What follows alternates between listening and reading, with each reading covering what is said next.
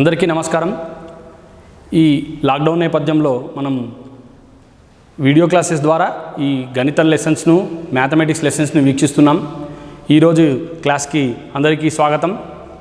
ముఖ్యంగా మనకు మ్యాథమెటిక్స్లో 2 పేపర్లలో ప్రతి పేపర్లో 7 చాప్టర్స్ చొప్పున మనకు అడగడం జరుగుతుంది। ఈ 7 చాప్టర్స్లో ముఖ్యమైనటువంటి అంశాలని మనం ఇప్పుడు చర్చిద్దాం। ఎగ్జామ్ పాయింట్ ఆఫ్ వ్యూలో మనకు విద్యార్థులు ఎక్కువగా ఇబ్బంది పడే అంశాలు, పైగా ఏ విద్యార్థి అయినా సరే సొంతంగా తన స్కిల్స్తోని జాబ్ రాసే విధంగా ఉండే క్వశ్చన్స్ అడిగే అవకాశాలు ఉంటాయి కాబట్టి మీరు వాటిని ఖచ్చితంగా ముందు ప్రాక్టీస్ చేసుకోవాల్సిన అవసరం ఉంటుంది।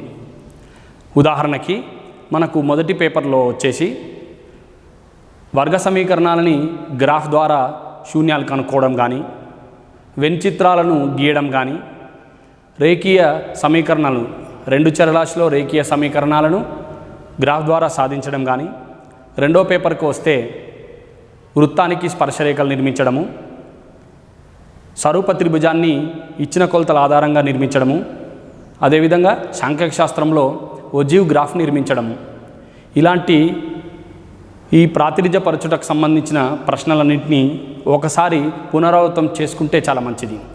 ఇప్పుడు ఫస్ట్ పేపర్ నుంచి మనం చర్చించుకుందాం। మొదటి అధ్యాయంలో మనకు అన్ని అంశాలు ఇంతకుముందు తరగతులలో ఇంతకుముందు ఉపాధ్యాయులు మీరు చర్చించుకున్నారు కదా। ఈ సమితులు అధ్యాయంకి వచ్చేసి వెన్ చిత్రాలను గీసేటప్పుడు ఖచ్చితంగా విద్యార్థులు 2 రకాల భావాలను మనసులో పెట్టుకోవాలి। వెన్ చిత్రాలను గీమని అడిగినప్పుడు ఆ వెన్ చిత్రాలలో ఏ మరియు బి అనే 2 సమితులు ఇచ్చినప్పుడు ఆ 2 సమితుల యొక్క సమ్మేళనము గీసేటప్పుడు మధ్యలో ఈ విధమైనటువంటి ప్రదేశం వచ్చే విధంగా చూసుకుంటూ వెన్ చిత్రాన్ని గీయడం। ఇక్కడ విద్యార్థి సమ్మేళనం వెన్ చిత్రం గీసేటప్పుడు ఆ వెన్ చిత్రంలో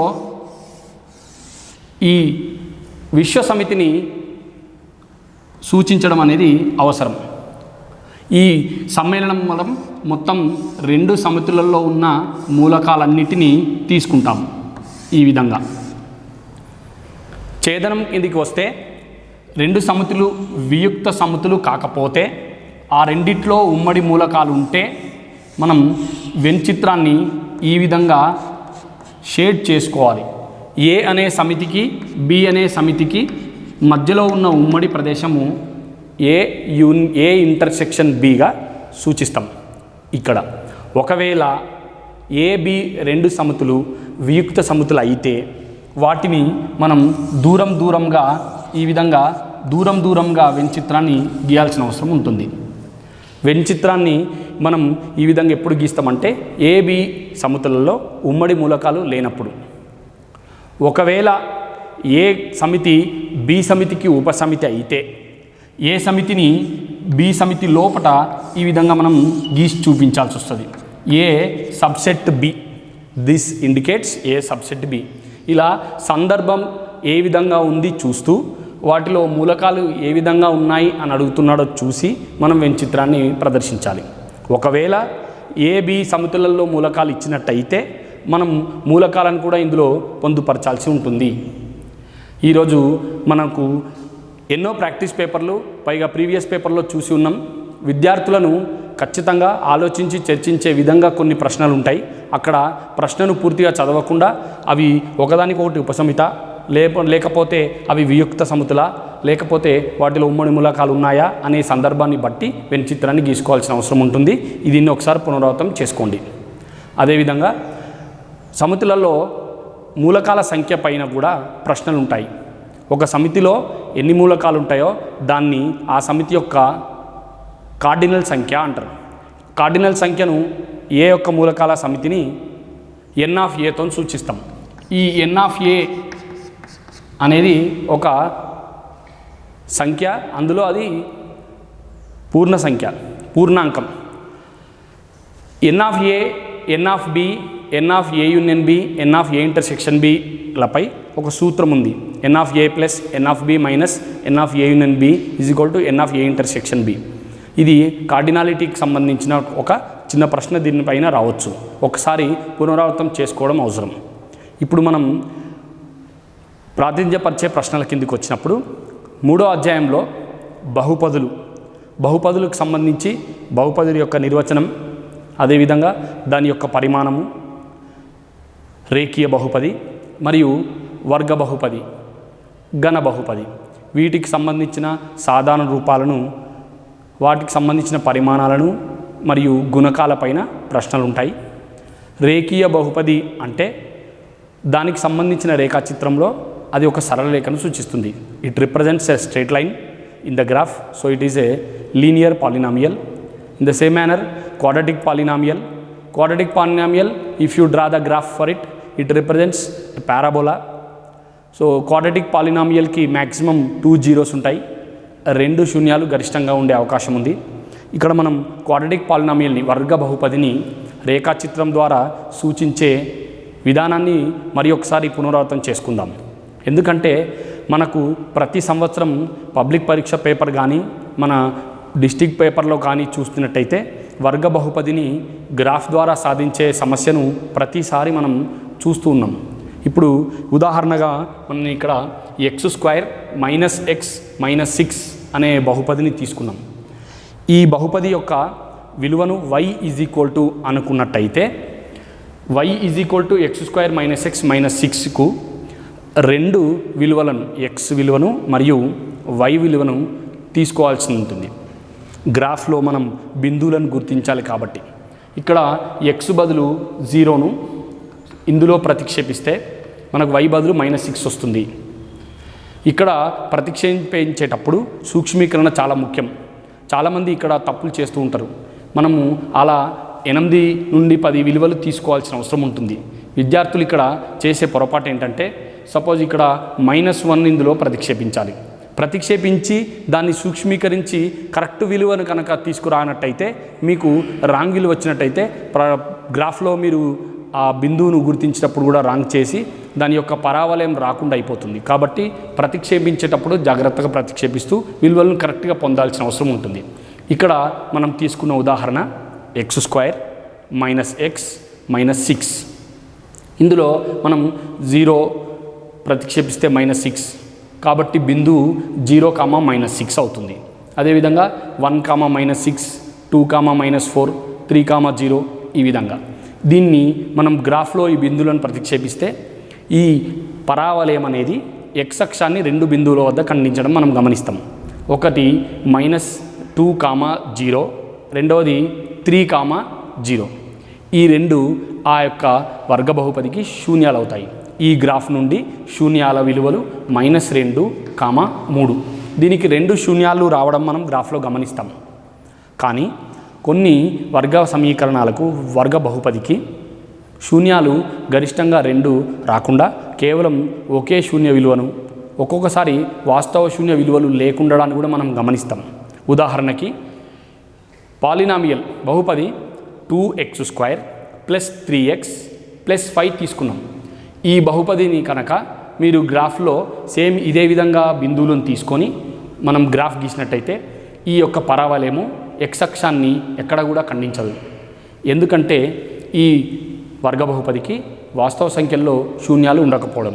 ఇలాంటి వర్గ బహుపది ఇచ్చినప్పటికీ మనం గీయాల్సిన అవసరం ఉంటుంది. దీన్ని మనం రాయాల్సిన అంశం ఏంటంటే, పై గ్రాఫ్ నుండి ఈ వర్గ బహుపదికి వాస్తవ మూలాలు ఉండవు అని రాయాలి. దీనికి వాస్తవ సంఖ్యల్లో మూలాలు ఉండవు, కానీ మనకు హయ్యర్ క్లాసెస్కి, హయ్యర్ ఎడ్యుకేషన్ వెళ్ళినప్పుడు ఇమాజినరీ నెంబర్స్, కాంప్లెక్స్ నెంబర్స్ను ఇంట్రొడక్షన్లో దీని యొక్క మూలాలను డిఫైన్ చేయడం జరుగుతుంది. అదేవిధంగా ఇంకొక ఉదాహరణ తీసుకుంటున్నాను. 4x² - 12x + 9.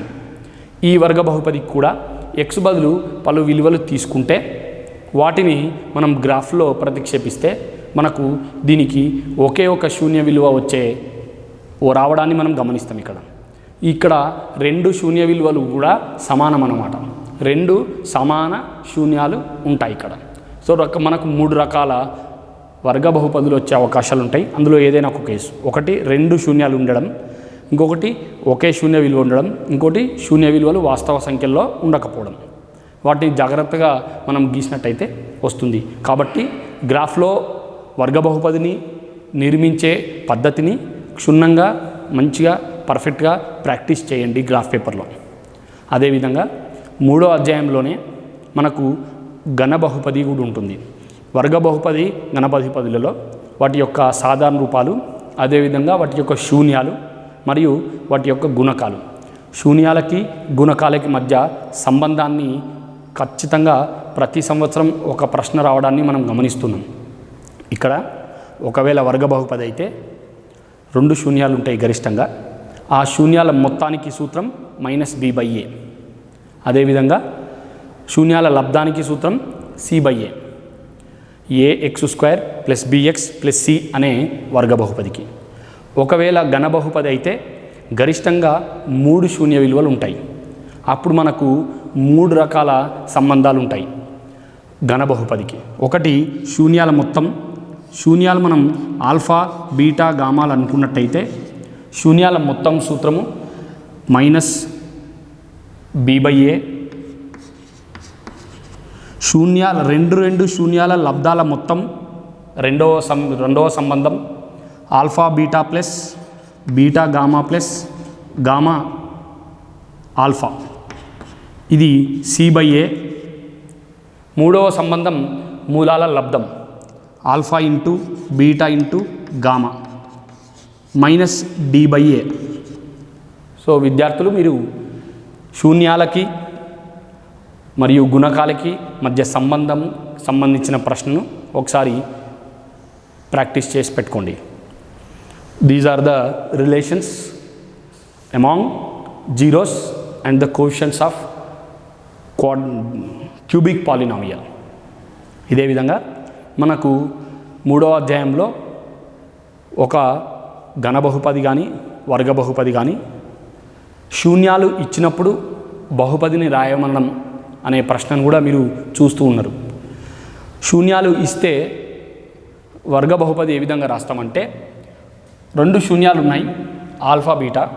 వర్గ బహుపది ఏమవుతుందంటే x - alpha into x - beta, ఈ రెండింటిని గుణిస్తే వచ్చే బహుపది వర్గ బహుపది x² - x into alpha plus beta plus alpha beta. ఇది 2 శూన్యాలు ఇచ్చినప్పుడు మనం కనుక్కోవాల్సిన వర్గ బహుపది యొక్క సమీకరణం, వర్గ బహుపది యొక్క సమాసం. ఈ విధంగా మనం బహుపదుల అనే అధ్యాయం. ఇక్కడ వర్గ బహుపది యొక్క గ్రాఫ్ను ఏ విధంగా సూచిస్తాం, ఏ విధంగా గీస్తామనే వీడియో కూడా మీకు ప్రజెంట్ చేయడం జరుగుతుంది. ఆ వీడియోను కూడా వీక్షించండి. Quadratic polynomial representation of graphical representation of quadratic polynomial. ఇప్పుడు మనం 4వ అధ్యాయంలో ఉన్న అంశాన్ని పరిశీలిద్దాం. 2 చరరాశుల్లో రేఖీయ సమీకరణాల జత. ఇక్కడ మనకు వాటి సాధారణ రూపం ax + by + c = 0. ఇది మనకు 2 చరరాశుల్లో రేఖీయ సమీకరణం యొక్క సాధారణ రూపం. ఇందులో మనం సాధారణ రూపాల్లో కూడా 3 సందర్భాలు ఉండడాన్ని మీరు గమనిస్తుంటారు. మొదటి సందర్భం ఏంటంటే 2 రేఖీయ సమీకరణాలు ఒకే సాధనను కలిగి ఉండడం. అది ఎప్పుడు సాధ్యమవుతుందంటే ఆ 2 సమీకరణాలు కనుక a1x + b1y + c1 = 0. రెండవ సమీకరణం a2x + b2y + c2 = 0గా తీసుకుంటే a1/a2 నిష్పత్తి ≠ b1/b2 ≠ c1/c2 ఉన్నప్పుడు ఆ 2 సమీకరణాలకి ఒకే ఒక సాధన ఉంటుంది. వాటిని గ్రాఫ్లో సూచిస్తే అవి ఖండించుకునే రేఖలు అవుతాయి, ఒకే బిందువు వద్ద ఖండించుకుంటాయి. When the ratios of coefficients are not equal, a1/a2 not equal to b1/b2 not equal to c1/c2, then the equations are consistent equations and we get only one solution. Graphically they represent one intersecting lines. Second సందర్భం ఏంటంటే 2 సమీకరణాలకు ఒక సాధన కూడా ఉండకపోవడం, అసంగత సమీకరణాలు అంటారు. అది ఎప్పుడు వస్తుందంటే a1/a2 equal to b1/b2 not equal to c1/2 c2 ఉన్నప్పుడు మనకు ఆ రెండు సమీకరణాలకు గ్రాఫ్ గీసినట్టయితే రెండు సమాంతర రేఖలను సూచిస్తాయి, వాటికి సాధనలు ఉండవు.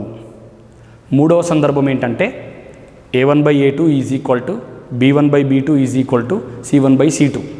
మూడు గుణకాల యొక్క నిష్పత్తులు సమానంగా ఉండడం, వాటిని పరస్పర ఆధారిత సమీకరణాలు అంటారు. వాటికి అనంతమైన సాధనలు ఉంటాయి.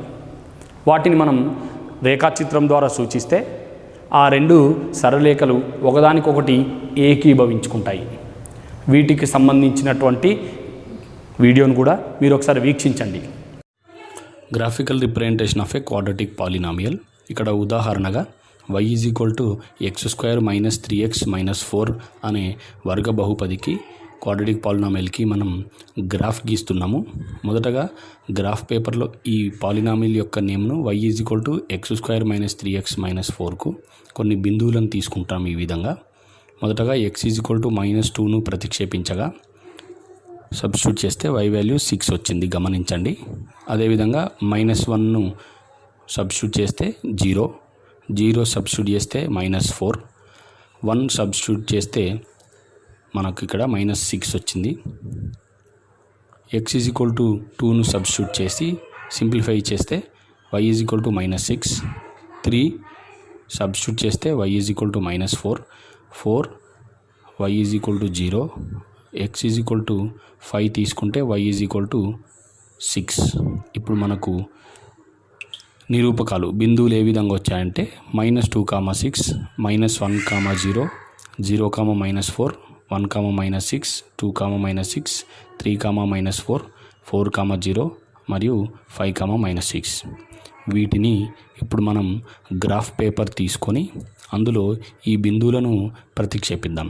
ఈ విధంగా ఈ బిందువులన్నిటినీ గ్రాఫ్ పేపర్పై ప్రతిక్షేపించి గ్రాఫ్ పేపర్పై ప్లాట్ చేస్తే వాటిని జాయింట్ చేస్తే మనకి ఈ విధంగా పరావలయం వస్తుంది.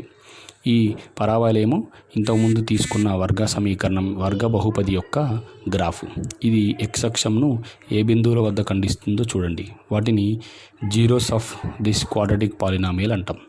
ఒకటి -1, 0 అండ్ 4, 0ల వద్ద మనం x అక్షాన్ని ఖండించడం గమనిస్తున్నాం.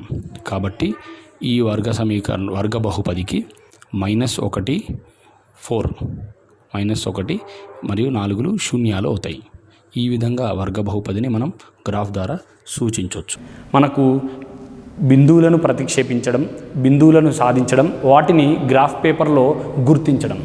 So plotting the points is also very important. So to get the straight line, so it should be very clear. Simplification is very క్లారిటీగా ఉండాలి. సింప్లిఫికేషన్లో మిస్టేక్స్ చేస్తూ ఉన్నారు విద్యార్థులు. వాటిని ఒకసారి మీరు సబ్స్టిట్యూషన్ చేసుకోవడం, సింప్లిఫై చేసుకోవడం ఒకసారి చూసుకోండి. మనకు రెండు చరరాశుల్లో రేఖీయ సమీకరణాలు ఇచ్చినప్పుడు, ముఖ్యంగా రాత సమస్యలు ఇచ్చినప్పుడు ఇచ్చినటువంటి అంశాలకు అనుగుణంగా మనం సమీకరణాలు రాయాల్సిన అవసరం ఉంటుంది. మనకు 4th చాప్టర్లో తీసుకుంటే ఏదైనా ఒక ఇచ్చిన సమాచారాన్ని బట్టి రెండు సమీకరణాన్ని రాసుకోవాలి. మనం ఒక ఉదాహరణ తీసుకుందాం. రెండు సమీకరణాల్లో మనం రేఖీయ సమీకరణాల్లో రెండు సమీకరణాలు తీసుకున్నప్పుడు వాటి యొక్క సాధనను కోసం చాలా ఉదాహరణలు ఉన్నాయి. ఒక వ్రాత సమస్యను ఏ విధంగా సాధిస్తామనేది కూడా మీరు ప్రాక్టీస్ చేయండి. అదేవిధంగా రెండు సమీకరణాలను గ్రాఫ్ పద్ధతి కాకుండా మరో రెండు పద్ధతులు ఉన్నాయి. ఒకటి ప్రతిక్షేపణ పద్ధతి, రెండవది చరరాశిని తొలగించు పద్ధతి. వీటిని చాలా జాగ్రత్తగా ప్రతిక్షేపించేటప్పుడు కానీ చరరాశిని తొలగించేటప్పుడు కానీ కుడి ఎడమలను అదేవిధంగా ప్లస్ మైనస్ గుర్తులతో సహా సూచించి కరెక్ట్గా చేసే ప్రయత్నం చేయండి. ఎక్కువ శాతం విద్యార్థులు ఈ రీజనింగ్ అనేది సరిగా ప్రయత్నం చేయక అక్కడ లోపాలు ఎక్కువ చేస్తూ రాంగ్ ఆన్సర్ రావడం జరుగుతుంది. అందుకే మీరు ఈ ప్రతిక్షేపణ పద్ధతిని, సబ్స్టిట్యూషన్ మెథడ్ అండ్ చరరాశిని తొలగించు పద్ధతి, ఎలిమినేషన్ మెథడ్, ఈ రెండు మెథడ్స్ నుండి కూడా మీరు ప్రాక్టీస్ చేసుకోండి. 1 మార్కు 2 మార్క్స్లో మీకు ఈ ప్రశ్నలను మీరు చూసే అవకాశం ఉంటుంది. ఇప్పుడు మనం నెక్స్ట్ అంశం ఏంటంటే క్వాడ్రాటిక్ ఈక్వేషన్స్, వర్గ సమీకరణాలు. ఈ వర్గ సమీకరణం యొక్క సాధారణ రూపం మీకు తెలుసు, ax² plus bx plus c equal to 0. సాధారణ రూపంలో మనకు a ≠ 0 అయినప్పుడు అది వర్గ సమీకరణాన్ని సూచిస్తుంది.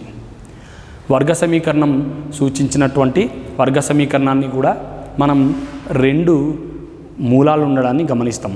వర్గ సమీకరణానికి గరిష్టంగా 2 మూలాలు ఉంటాయి. ఇక్కడ వర్గ బహుపది దగ్గర మనం శూన్యాలను ఏ విధంగా అయితే చర్చించుకున్నామో వర్గ సమీకరణం దగ్గర కూడా మూలాలను అదే విధంగా కనుక్కోవడం, అదే విధమైనటువంటి సంబంధాన్ని మనం ఇక్కడ చూస్తూ ఉంటాం. ముఖ్యంగా వర్గ సమీకరణాన్ని సాధించడానికి కూడా మనకు 3 పద్ధతులు ఉన్నాయి. ఒకటి కారణాంక పద్ధతి. వర్గ సమీకరణంలో ఉన్నటువంటి మధ్యలో పదాన్ని మనం కారణాంక విభజన ద్వారా 2 కారణాంకాలని కనుక్కోవడం. రెండవ పద్ధతి ఖచ్చితమైన వర్గం చేయటం ద్వారా వర్గ సమీకరణాన్ని సాధించడం. మూడవ పద్ధతి సులభంగా సూత్రం ద్వారా గుణకాలను అందులో ప్రతిక్షేపించి వర్గ సమీకరణం యొక్క మూలాలని కనుక్కోవడం. వీటిని మీరు ఒకసారి ప్రాక్టీస్ చేసుకోండి. ఇందులో మనకు వర్గ సమీకరణంలో కొన్ని వ్రాత సమస్యలు కూడా ఉన్నాయి. వ్రాత సమస్యలు ఇచ్చినప్పుడు అందులో తెలియని అంశాన్ని మనం ఒక చరరాశిగా తీసుకొని ఇచ్చిన దత్తాంశం ఆధారంగా we should prepare one quadratic equation. Quadratic equation obtain చేయడం చాలా important. So unknown value should be taken generally as X and we should proceed through the given data.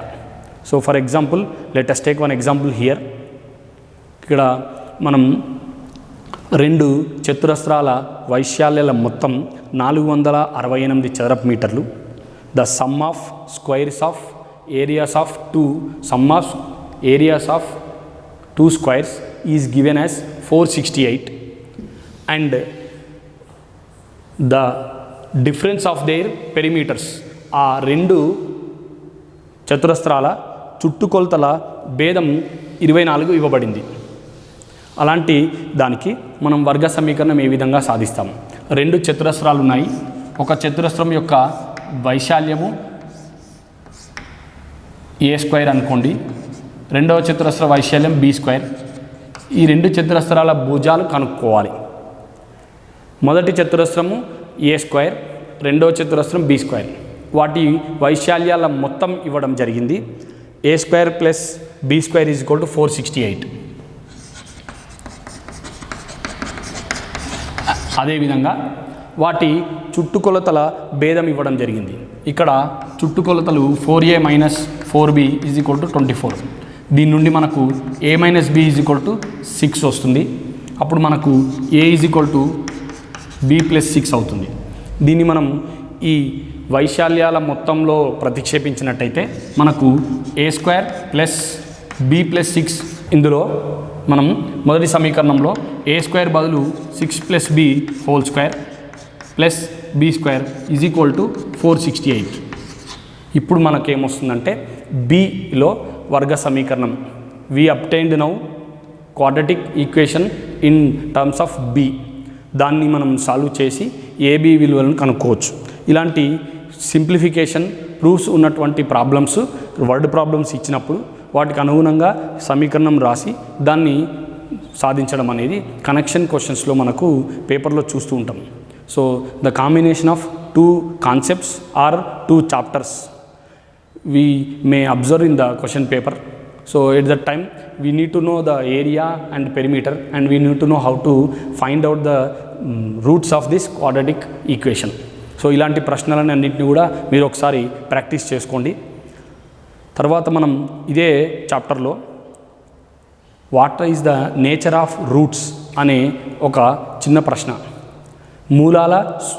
శూన్యాల స్వభావం అడగడం జరుగుతుంది. వర్గ సమీకరణం యొక్క మూలాలు కనుక్కోకుండానే వాటి యొక్క స్వభావాన్ని తెలియజేయాలి. ax² plus bx plus c is equal to 0 అనే వర్గ సమీకరణం యొక్క మూలాల స్వభావాన్ని తెలుసుకోవడానికి దాని విచక్షణని తీసుకోవాల్సిన అవసరం ఉంది. విచక్షణి మనకు b² minus 4ac. b² minus 4ac విలువ కనుక్కున్న తర్వాత అది గ్రేటర్ దెన్ 0 అయితే there will be two cases again. If it is a perfect square, the zeros are two rational numbers. b square minus 4ac విలువ 0 కంటే ఎక్కువగా ఉండి అది ఖచ్చితమైన వర్గం అవుతే దాని యొక్క శూన్యాలు లేదా దాని యొక్క మూలాలు అకరణీయ సంఖ్యలు. 0 కంటే ఎక్కువ ఉండి అవి ఖచ్చితమైన వర్గాలు కాకపోతే వాటి మూలాలు కరణీయ సంఖ్యలు అవుతాయి. విచక్షణ విలువ కనుక 0 అయితే ఆ వర్గ సమీకరణం యొక్క మూలాలు సమానంగా ఉంటాయి. b square minus 4ac, if b square minus 4ac is equal to 0, then the roots are equal.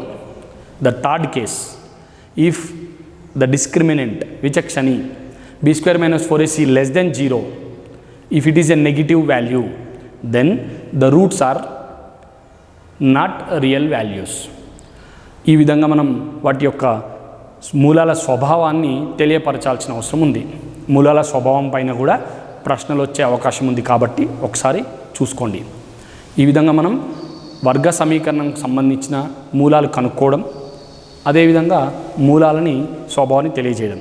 ఇదే విధంగా ఒకవేళ 2 మూలాలు ఆల్ఫా బీటా అనకైతే ఇదే సూత్రం ద్వారా x² minus x into alpha plus beta plus alpha beta ఈ సూత్రం ద్వారా మనం మూలాలను ద్వారా వర్గ సమీకరణాన్ని కనుక్కోవచ్చు. ఈజ్ ఈక్వల్ టు 0 రాసినట్టయితే ఇది వర్గ సమీకరణం అవుతుంది. ఇప్పుడు మనం శ్రేణుల అధ్యాయంలో ఉన్న అంశాలను స్పృశిద్దాం. శ్రేణుల్లో మనకు 2 రకాల శ్రేణులపై ప్రశ్నలు ఇవ్వడం జరుగుతుంది. ఒకటి అంక శ్రేణి, 2 గుణశ్రేణి. Arithmetic progression and geometric progression. Arithmetic progression general form or general arithmetic progression is a plus d, a plus 2d, a plus 3d and up to nth term a plus n minus 1 into d. ఇందులో మనకు చాలా ఉదాహరణలు మన పుస్తకంలో ఇవ్వడం జరిగింది. వాటిని మీరు ప్రాక్టీస్ చేయండి. And some of n terms in arithmetic progression. అంక శ్రేణిలో n పదాల మొత్తానికి సూత్రం n/2 into 2a plus n minus 1 into d. ఈ సూత్రంపై కూడా ప్రశ్నలు ఉంటాయి కాబట్టి సూత్రాన్ని మరి ఒకసారి చూసుకొని అందులో విలువలను ఏ విధంగా ప్రతిక్షేపించాలి, ఏ విధంగా సూక్ష్మీకరించాలి అనేది ఒకసారి ప్రాక్టీస్ చేసుకోండి. ఎందుకంటే మనకు అంక శ్రేణిలో n పదాల మొత్తం Sn, మొదటి పదం a, పదాంతరం d మరియు పదాల సంఖ్య n. ఈ 4ట్లో ఏవైనా 3 విలువలు ఇచ్చి 4వ విలువ అడిగే అవకాశం ఉంటుంది. సాధారణంగా అంక శ్రేణి ఇచ్చి n పదాల మొత్తం అడిగినప్పుడు సులువుగా ఉన్నప్పటికీ అంక శ్రేణిలో n పదాల మొత్తం ఇచ్చినప్పుడు పదాంతరం కానీ ఎన్ని పదాలు ఉన్నాయో అనే విషయాన్ని కానీ అడగడం జరుగుతుంది. అదేవిధంగా 2 పదాల యొక్క విలువలు ఇచ్చి వాటి మధ్య సంబంధం చేత పదాంతరం కానీ మొదటి పదాన్ని కానీ కనుక్కునే ప్రశ్నలు ఈ విధంగా చూస్తున్నాం. అంక శ్రేణిపై మనకు సంవర్గమానాలని అనుసంధానం చేస్తూ కొన్ని ప్రశ్నలు ఉన్నాయి. గత సంవత్సరం కానీ అంతకుముందు సంవత్సరం కానీ ప్రశ్న పేపర్లను పరిశీలిస్తే ఉండే త్రిభుజాన్ని నిర్మించమనే నిర్మాణ క్రమం అడుగుతుంటారు. మనం ఈ నిర్మాణ క్రమం సంబంధించిన వీడియో ఉంది, ఆ వీడియోని చూడండి. ఇచ్చిన త్రిభుజానికి స్వరూప త్రిభుజాన్ని నిర్మించడం. ఇక్కడ త్రిభుజం ఏబీసీకి 3/4 వంతు భుజాలు ఉండే విధంగా స్వరూప త్రిభుజాన్ని నిర్మించడం.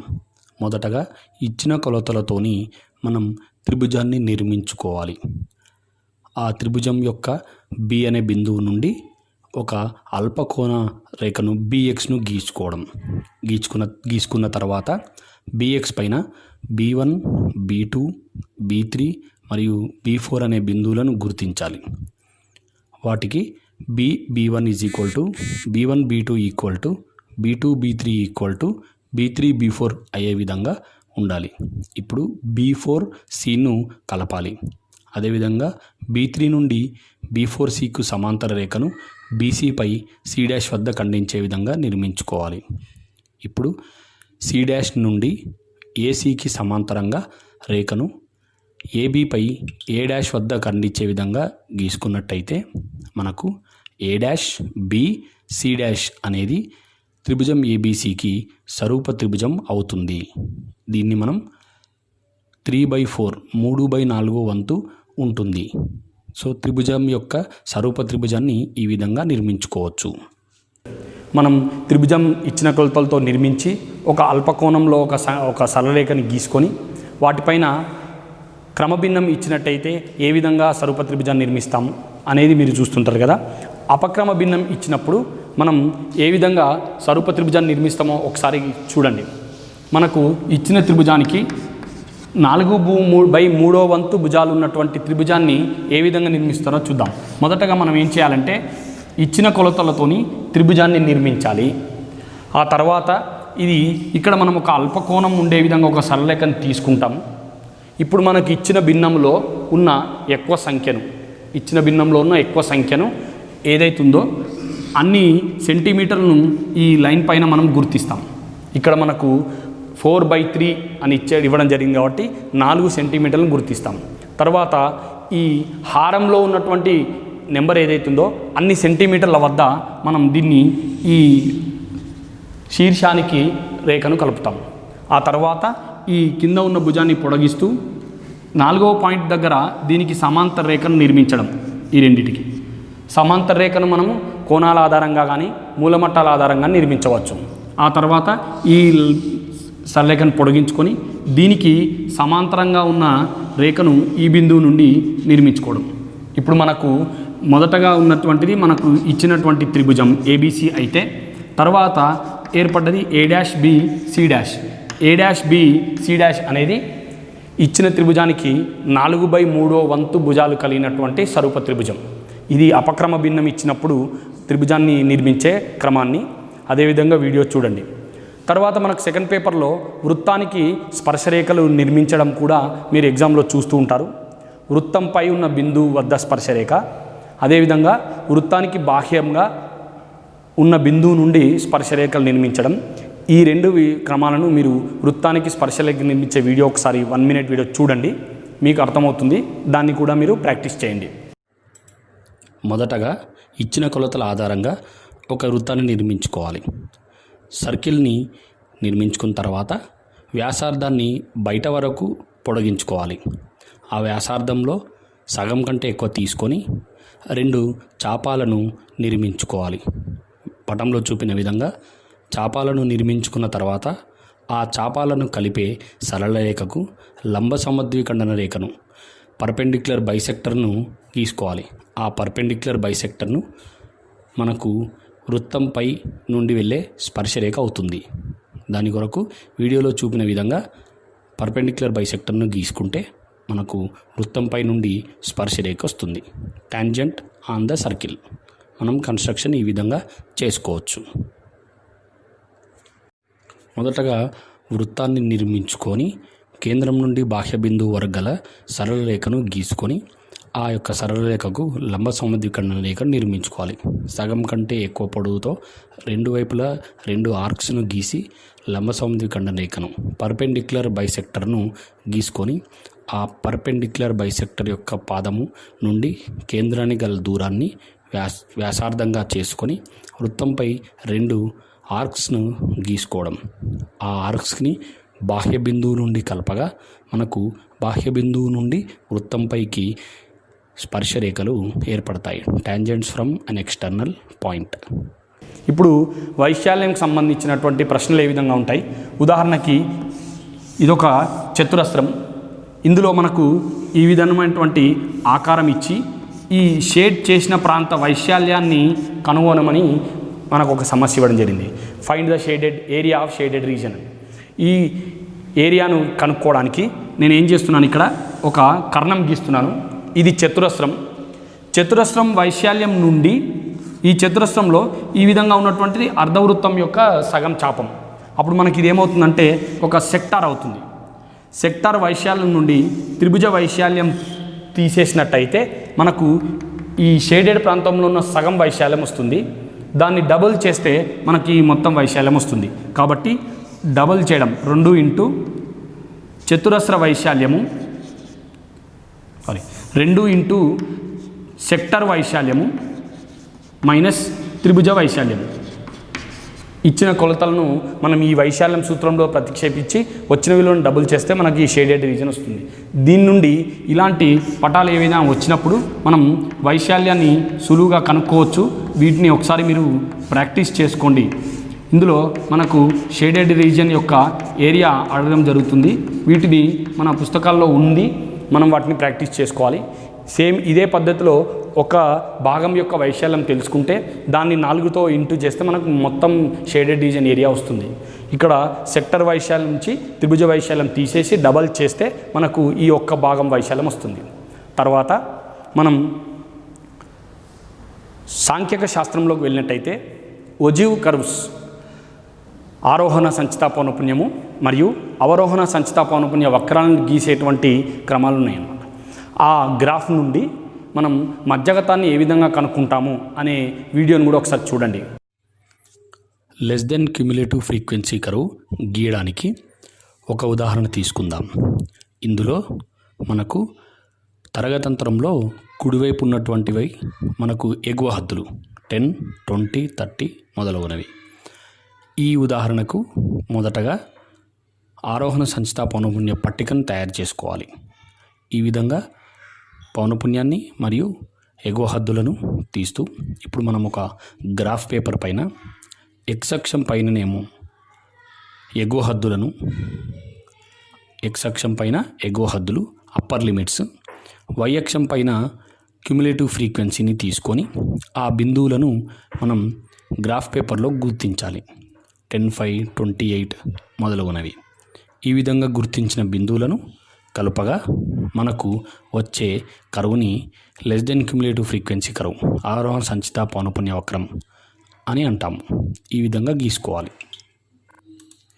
ఇప్పుడు మనం మోర్ దెన్ క్యుములేటివ్ ఫ్రీక్వెన్సీ కరువును ఇంతకుముందున్న ఉదాహరణకే గీసుకుందాం. ఇందులో తరగతి అంతరంలో ఎడమ వైపు ఉన్నటువంటి విలువలు దిగువ హద్దులుగా తీసుకుంటాం. ఈ దిగువ హద్దులను మరియు అవరోహణ సంచిత పౌనపున్యములను కలుపుకొని ఒక పట్టిక తయారు చేసుకోవాలి. More than cumulative frequency table.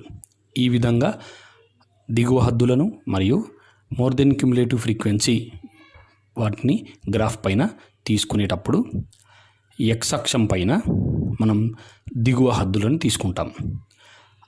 అదేవిధంగా వై అక్షం పైన అవరోహణ సంచిత పౌనపున్యాన్ని క్యుములేటివ్ ఫ్రీక్వెన్సీని తీసుకొని ఆ బిందువులను గ్రాఫ్లో ఈ విధంగా గుర్తిస్తాము. ఈ విధంగా గుర్తించిన బిందువులను కలుపగా మనకు more than cumulative frequency curve, అవరోహణ సంచిత పౌనపున్య వక్రం వస్తుంది. ఈ విధంగా దాన్ని మనం గీసుకుంటాము. ఒజీవ్ గ్రాఫ్ ద్వారా మీడియన్ మధ్యగతాన్ని సూచించడం. ఇంతకు ముందున్న ఉదాహరణ ద్వారా వై అక్షం పైన క్యుములేటివ్ ఫ్రీక్వెన్సీని, ఎక్స్ అక్షం పైన లిమిట్స్ని తీసుకొని ఇంతకుముందు తీసుకున్న గ్రాఫ్లో 2 వక్రాలను గీసుకున్న తర్వాత మొత్తం పౌనపున్యాల మొత్తం 53లో సగాన్ని 26.5ను వై అక్షం పైన గుర్తించి దాని నుండి వక్రాలపైకి గీసిన రేఖ ఆ 2 బిందువులను ఖండించుకునే వద్ద ఉంటుంది. అక్కడ నుండి ఎక్స్ అక్షం పైకి ఒక లంబాన్ని గీస్తే అది ఎంత విలువను ఎక్స్ అక్షం పైన సూచిస్తుందో అది మనకు మీడియన్ అవుతుంది. ఇక్కడ ఈ గ్రాఫ్లో మీడియన్ ఈజ్ ఈక్వల్ టు మనకు 66.4గా వచ్చింది. ఈ విధంగా మనం మీడియన్ కనుక్కుంటాము. వీటన్నిటిని మీరు ప్రాక్టీస్ చేయండి.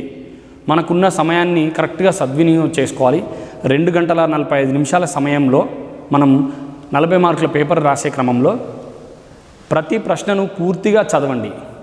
ఇచ్చిన దత్తాంశాన్ని కరెక్ట్గా మనం గనక అబ్జర్వ్ చేయకపోతే మనం సూక్ష్మీకరణలో కానీ ప్రతిక్షేపించడంలో కానీ తప్పులు చేసే అవకాశం ఉంటుంది. పార్ట్ బి విషయానికి వస్తే ఇచ్చిన 4 సమాధానాల్లో ఒకవేళ మీరు సూక్ష్మీకరణ తప్పు చేస్తే వచ్చే జవాబు కూడా అందులో ఉండే అవకాశం ఉంటుంది. అలాంటప్పుడు మీరు జవాబును కరెక్ట్గా చూసుకోండి, ప్రశ్నను పూర్తిగా చదవండి.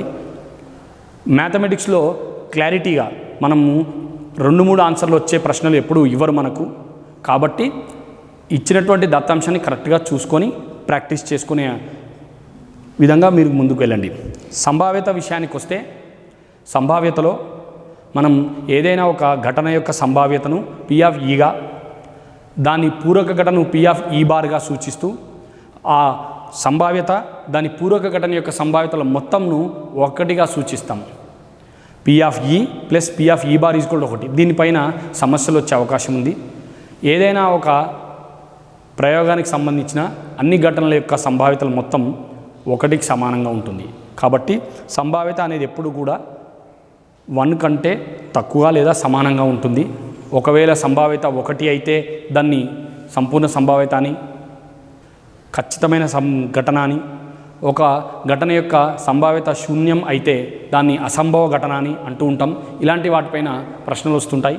సంభావ్యత సూత్రం అనుకూల పర్యవసానాల సంఖ్య బై మొత్తం సాధ్యమయ్యే పర్యవసానాల సంఖ్య, number of favourable outcomes by total number of outcomes. ఈ ఫార్ములా పైన మనం సాధిస్తూ ఉంటాం. మీరు కొన్ని చిన్న చిన్న సూత్రాలను గుర్తుపెట్టుకోవడం ద్వారా సమస్యలను సాధించవచ్చు. గణితం అంటే చాలా ఈజీ. మీరు ప్రాక్టీస్ చేయడం ద్వారా ఎక్కువ మార్కులు సాధించవచ్చు. అందరూ కూడా పేపర్లో ఉన్న ప్రతి ప్రశ్నను ఖచ్చితంగా జవాబు రాసే ప్రయత్నం చేయండి. ఇంటి దగ్గరనే ఉండండి. ఈ లాక్డౌన్ సమయంలో మీకు ఖచ్చితంగా ఎక్కువ సమయం దొరుకుతుంది కాబట్టి ఈ వీడియో లెసన్స్ని, అదేవిధంగా మీ దగ్గరున్న మీ ఉపాధ్యాయులు ఇచ్చినటువంటి ప్రాక్టీస్ పేపర్స్ని ప్రతినిత్యం మీరు ప్రాక్టీస్ చేస్తూ ఎక్కువ మార్కులు వచ్చే విధంగా ప్రయత్నం చేయండి. 10/10 GPA సాధించే విధంగా అందరూ పరీక్షిస్తారని, ఖచ్చితంగా హార్డ్ వర్క్ చేస్తారని ఆశిస్తూ ఈ అవకాశం ఇచ్చినందుకు అందరికీ పేరు పేరున కృతజ్ఞతలు తెలియజేస్తున్నాం.